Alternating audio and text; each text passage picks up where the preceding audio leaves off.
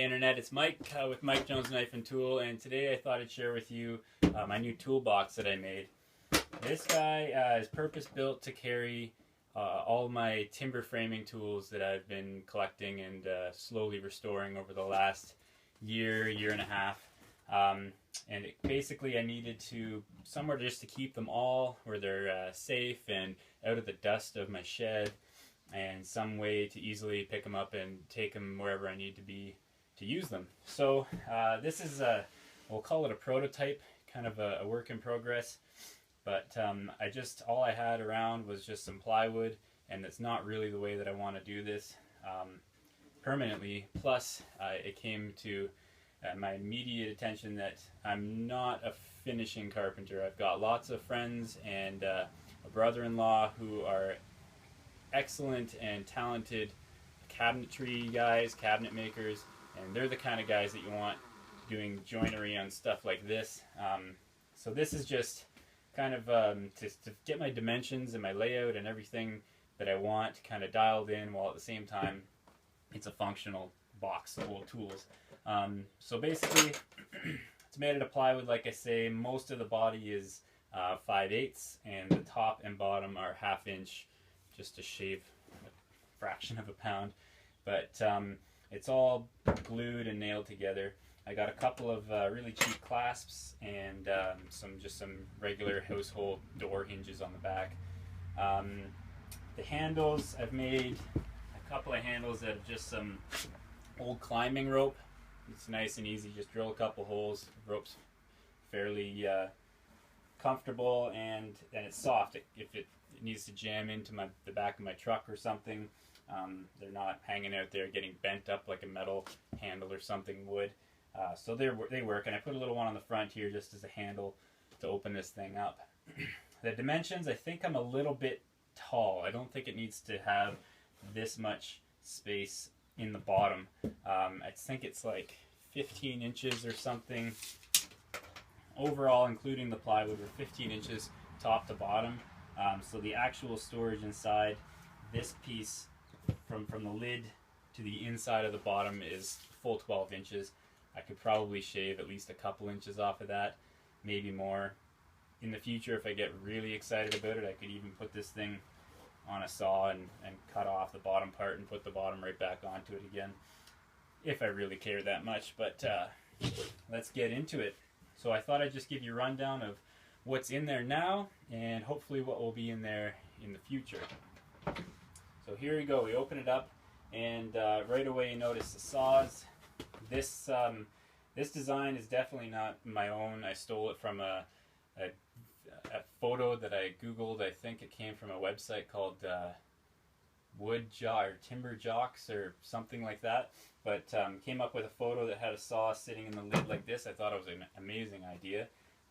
Good way to use up that space and keep your saw away from getting wrecked. I put 2 saws in there just because I had to and there was extra space. This one's obviously just a cheap one from the department store, but it's got a nice fine tooth and it's really cheap to replace. And this guy is one that I found at a sale, and I recently restored it. I pulled the handle off, sanded her all off. I actually came across a maker's mark, Henry Diston and Son, made in Canada, so that was really exciting to find. It's a really heavy tooth, and I like it a lot. Cuts wood really nice, and it's still nice and sharp. But so I'm excited to have that in there. And in the photo, I think they had leather, little pieces of leather at the end here. I just happen to have this old like a fabric garden hose, sort of like a really small fire hose, and so I cut a couple of pieces up for that. I've been using it, you'll see it a little later on some draw knives, but I've been using that for all kinds of stuff. And then you just kind of trace yourself out a little layer up thick enough of some wood and put a little stop on there, and they're stuck. So those are saws. Inside there's this a little drawer that drops in. It's 2 inches deep or something, and 16 long. The dimension of that came off of my little combination square. I wanted it to be able to sit all the way in there and not just kind of sit out and get wrecked or anything. So I kind of tried to build it around what I had. The length of this thing, it's about 33 inches long, and that came from trying to fit the saw in there and to give myself a little extra room. And I think my dimension back is about a 12-inch inside dimension there as well, which I think is good. That distance and the length is good. It's just the height that I might want to change in the future. But so this is nice. It's a place where you can keep all your small stuff that won't get lost down inside, with all the big tools bouncing around in there. And you can pick it up and take it out and go if you want. I could even, if there's a reason, I could make another small one to fit in here. It only takes up half the room, so for some reason, if I want to in the future, that's an option as well. So that's handy. What we've got in here, one side I keep as kind of layout stuff. So I've got the combination square, just some string line, a couple of pencils, a couple of lumber crayons, and 100-foot tape. I'll also mention that anywhere this thing goes, I'm also going to have my regular framing tool belt. So I'm going to have my carpenter's hammer, and I'm going to have a tape measure, and I'm going to have a speed square, and pencils, all that sort of stuff that's regularly in a framing tool belt will always be with this set as well. So there's going to be some redundancies and some overlap, but this is like the timber specific sort of stuff. On the other side, I've just got smaller tools, utility knife and a spoke shave. This is a little one that number 51 is the only marking on it, but took it apart, sharpened it up, and it peels really fine off of green wood, so it's a pleasure really to use that. Same with this little block plane. It didn't really need too much work. I just gave it a little hone on the edge. This one's got a made in USA on it. I haven't really looked into what make this one might be and the color scheme and whatnot, but it's nice to have a nice little block plane in your hand. And then I came across this little spoke shave, I guess we'll call it, at a sale, and this thing is really cool. It was still beauty sharp, so I haven't even touched this at all, and I've used it a bunch, and I love using it. It cuts so nicely. The little brass hardware here actually adjusts the blade up and down, and there's like a brass guide, I guess. It's just something that won't wear down, and that's what you put on the wood as you're scraping, and then you adjust these guys independently, and that will adjust your depth and your cant, I guess, how kind of level you are. And this thing's really cool, wooden frame, and I really like it. Cuts really nice. So that's so far what is in here. Put that out of the way and get into the bottom stuff. Where to start? I didn't design it this way, but I was really pleasantly surprised that I was able to fit a full-size framing square inside of here. It has to sit kind of on an angle, but it's nice to keep that in there where it's not getting banged up and bent. These things always go through hell, so I was happy I was able to fit one of those inside. I've also got a smaller framing square. This is a Japanese one. I think I got it at a sale somewhere, and it's nicer to just have, if you're not working on 12 by 12s, you can have this little guy around for your 4 by 4s or 6 by 6, whatever. So I happen to have one of those in there too. Let's go with Rasps. Not typically a timber framing tool. You're not usually doing any shaping that a rasp will be ideal for, but I just love having rasps around, and I put them in there because it sort of falls into the same kind of category of these sort of heritage hand tools and working with wood. And so I've got a whole bunch of different ones, really aggressive big one. These are actually farrier's rasps for horseshoe guys, but they're huge and they're really aggressive, and I really like them.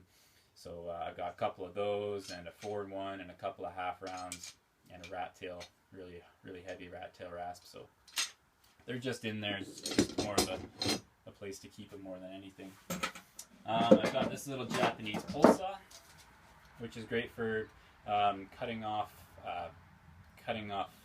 plugs or dowels or anything like that. It's not quite a flush saw, but it's really nice and sharp. Folds up, works great. This is a mallet that I don't like. For some reason the other day I just felt inclined to try to make myself a mallet. I had a chunk of hickory that was about this size, and I would have liked to have made it bigger and fatter in the face, but This was the size that I had, and I just figured I wanted to try to make a mallet, so I went ahead and did it. Mahogany handle. I really like the contrast in the color, but it started off crappy. You know, I don't know what about it was, but things just weren't clicking and things weren't coming together really well. But I wanted to finish it, so I just kept going, and I ended up with, just by the time I was down to shaping the handle, I just didn't even care anymore. So it turned out really poor. But I don't know. I might try to use it, or a buddy of mine who does some sculpture work with chisels and stuff, he might be into it, just because it'll be kind of cool to have a tool that I made. So here's a mallet that I do like. This one's from Lee Valley. It's got a cast brass head and little hardwood inserts, and it's nice and heavy, and this is for proper chiseling work. It is a smaller head, which is nice because it's easy to pack away in, say, this or anywhere else. It's not big and clunky like a huge mallet head, but you do have to be a little more accurate with it. So that's why guys make those big hardwood mallets that they can just swing and they can watch their work, which on a timber framing chisel, you'll see in a sec, they're big chisels. So you're hammering out here, your work may be way down here, so you can't be watching this and watching that at the same time. So if you've got a great big head, you can just swing away and your chances of missing are far smaller. But this one's nice just to have that weight in a smaller package. So I'm excited about that one. A couple of draw knives here. This is again that sort of mini fire hose stuff. I just cut a couple of pieces, rip them down and open them up, and then I just rivet them together, and they make great sheaths for smaller edge tools like draw knives.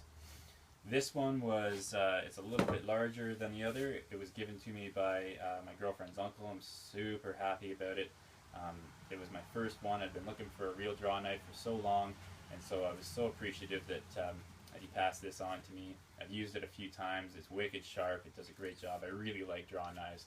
Just all the control that you've got, and the power behind these. Everything from fine shaving. You can shape a handle with one of these, no problem, all the way up to stripping bark off of big logs.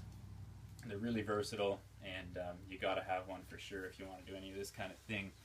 And I'm just lucky enough to have two. This is one that I recently restored. I got a video on it. I'm not sure if it's going to go up before this one or not, but before long they'll both be up, so you can go and check that out. Totally redid the handles, cleaned up the edge a whole bunch.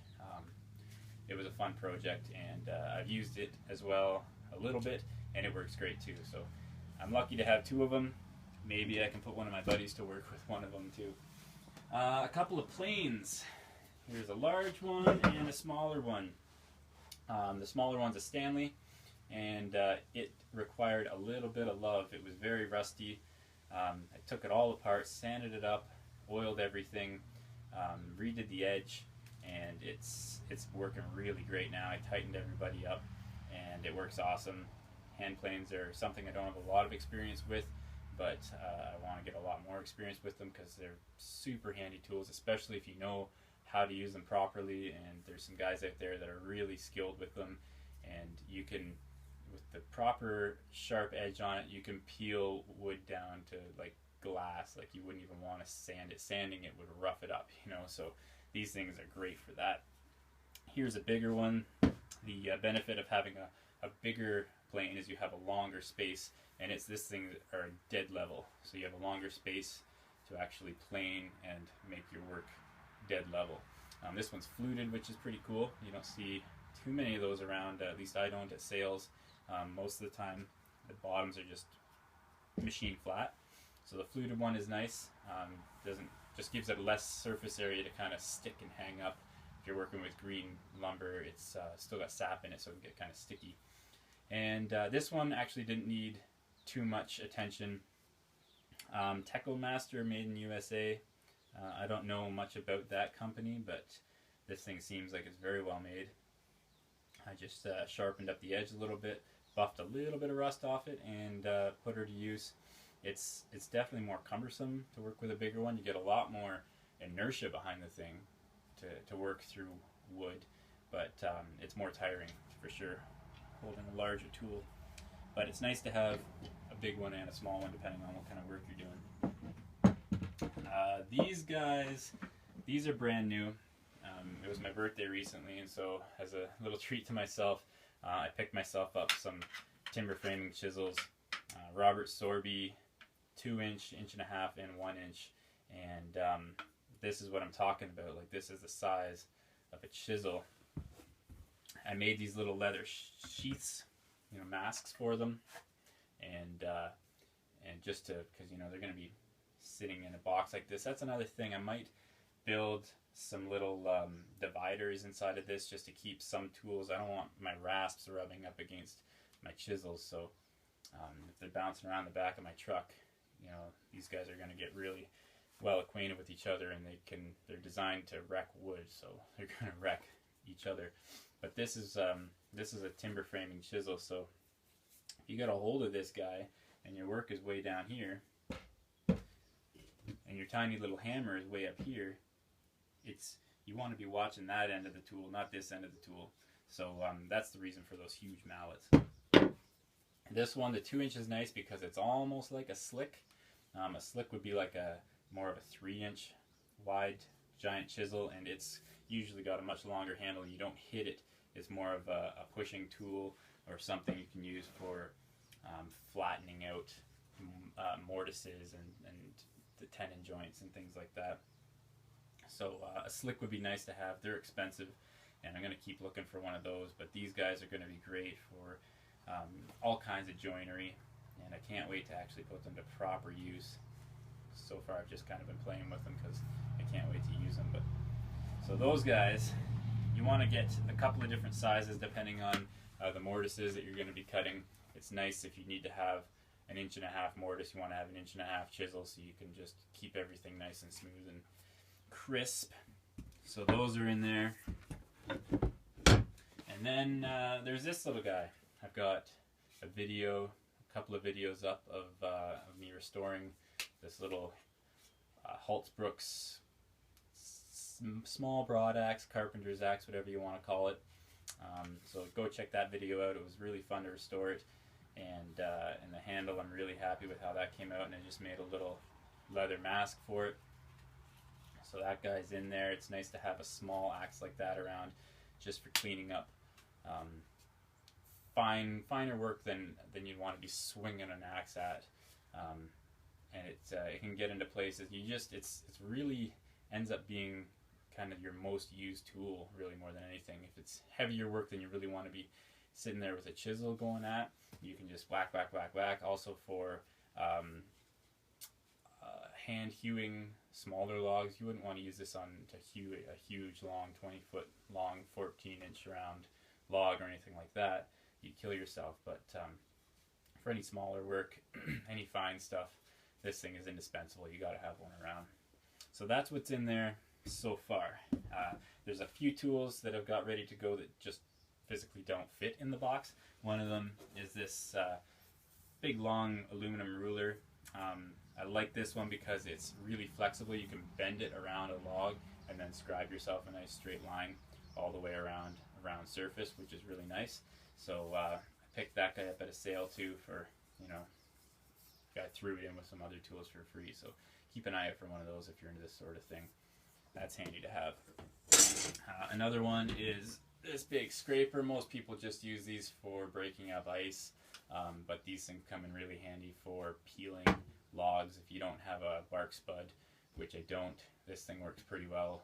Just put a little edge on it, and it's got a good long handle so you don't have to bend over very much, and you can scrape bark off of logs. Good for peeling. So that's just something to throw in if you've got some peeling work to do. This guy, it's partially through a restoration on it. It's a little, it's about a 4-foot crosscut saw. I took it apart. It had like a really broken, crappy handle on it, and I saved the hardware, and I cleaned it up. It was really rusty, so I cleaned it up a lot. It's still fairly sharp, which I'm excited about, and the rake looks pretty good by eye anyway. So I'm going to put another handle on this and put it back into use soon.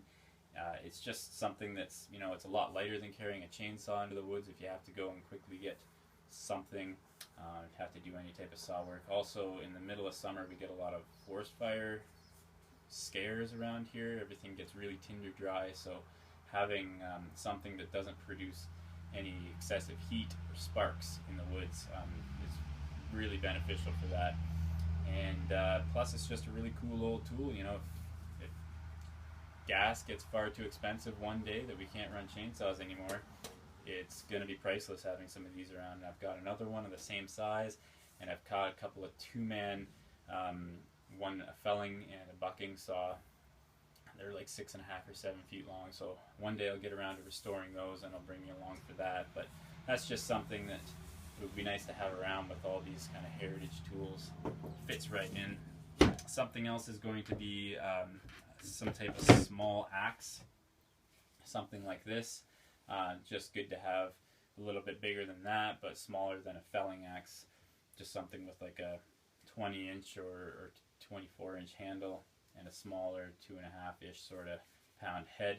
This one's got a mark on it made in Sweden. Haven't touched it yet. It definitely needs a restoration. But it does have the original handle on it, which is interesting.